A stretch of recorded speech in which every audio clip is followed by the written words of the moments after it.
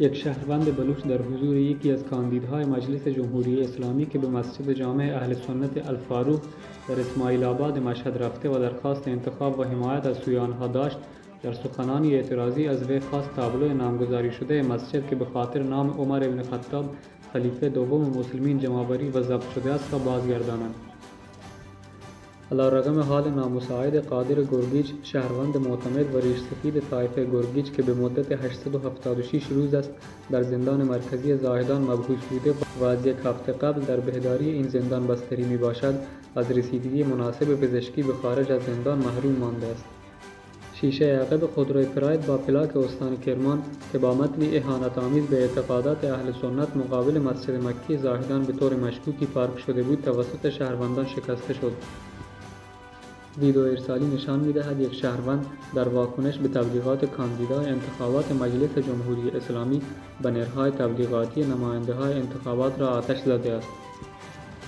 در پی برخورد دو خودروی سوختبر در محور زاهدان به خاش، در نزدیکی پمپ بنزین خاش یک سوختبر بلوچ جان خود را از دست داده و یک تن دیگر مجروح شد. هویت شهروند سوختبر جانباخته عبدالناصر شاهوزهی 25 ساله فرزند شریف متأهل اهل و ساکن زاهدان توسط حلوه شهراز شده است.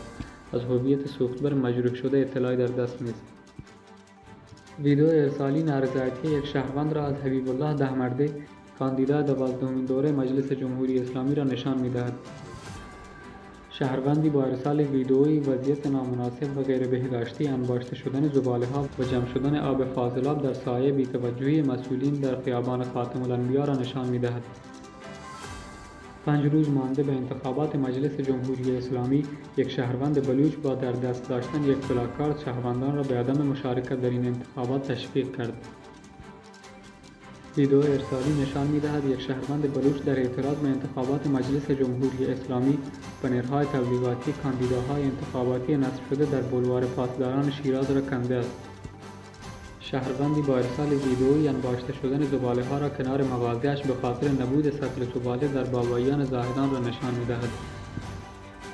در پی برخورد دو خودروی سوختبر در روستای پیردان از توابع شهرستان سرباز، دو سوختبر بلوچ مجروح که یکی از آنها به بیمارستانی در ایران شهر منتقل شده است. از هویت دو سوختبر مجروح شده اطلاعی در دست نیست.